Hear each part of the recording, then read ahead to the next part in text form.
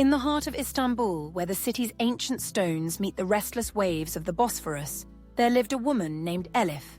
Her story, though shaped by the winding streets and the echo of minarets, is one of universal longing, pain, and ultimately, liberation. Elif grew up in a traditional neighborhood, where the calls to prayer marked the rhythm of the day and the expectations of family and society shaped every aspect of life. She was bright, curious, and full of dreams, but from a young age, she learned that a woman's desires were often meant to be silenced.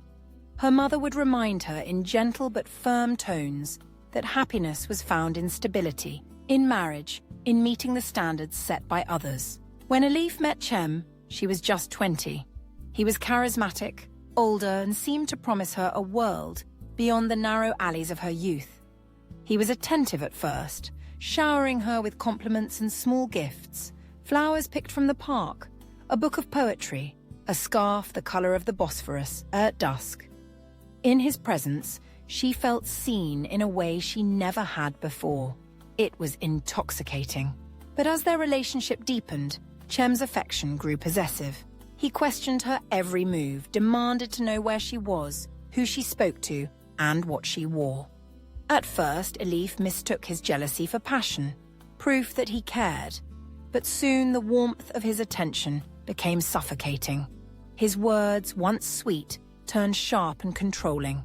He isolated her from friends, discouraged her from pursuing her studies, and belittled her ambitions. In Istanbul, a city that bridges continents but is still bound by ancient traditions, Elif's suffering was invisible. People whispered about her, blaming her for the cracks in the relationship. "A good woman keeps her man happy," they said. "She must have done something to provoke him." Even her own family urged patience and endurance.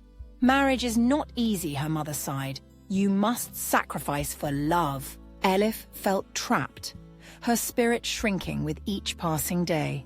She wandered the city's labyrinthine streets, searching for solace among the crowds, but found only loneliness.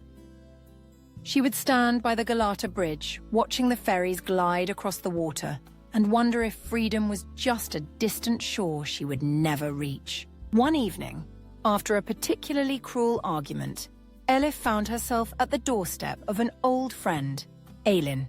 Tears streaming down her face, she confessed the truth she had hidden for so long, the fear, the shame, the sense of invisibility. Aylin listened without judgment, offering comfort and understanding. For the first time, Elif felt the weight begin to lift. Aylin introduced her to a small group of women who met in a quiet cafe near Taksim Square.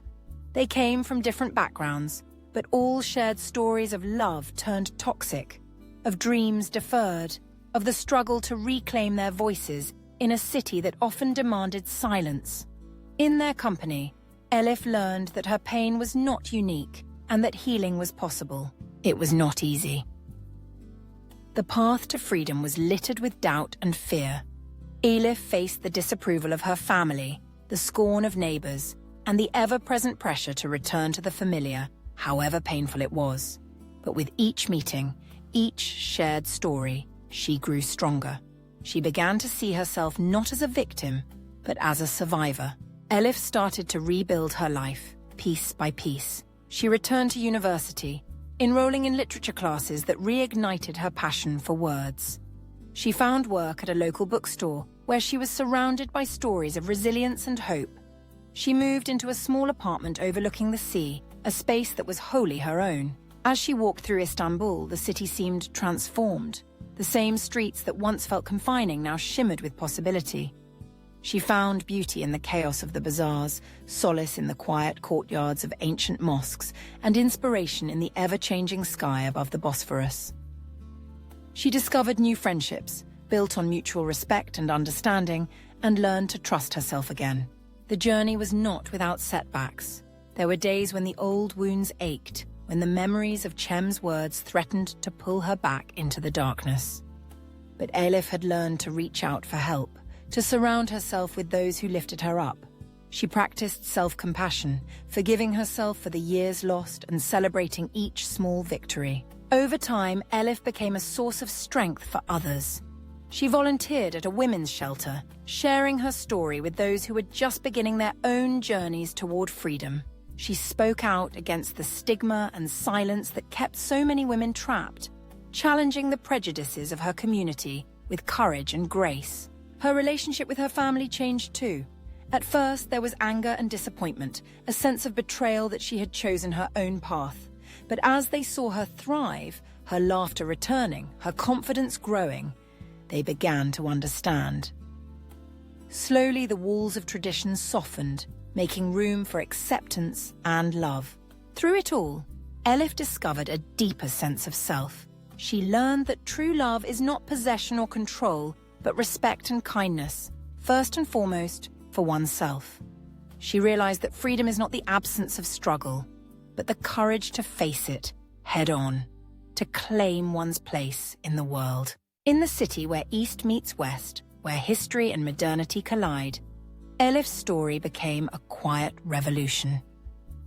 She was no longer defined by the love that once consumed her, nor by the expectations that sought to confine her. She was her own person, resilient, compassionate, and free. As the sun set over the domes and minarets of Istanbul, casting golden light across the water, Elif stood at her window and breathed deeply. She knew that the journey would continue, that challenges would come, but she faced them with open eyes and an open heart.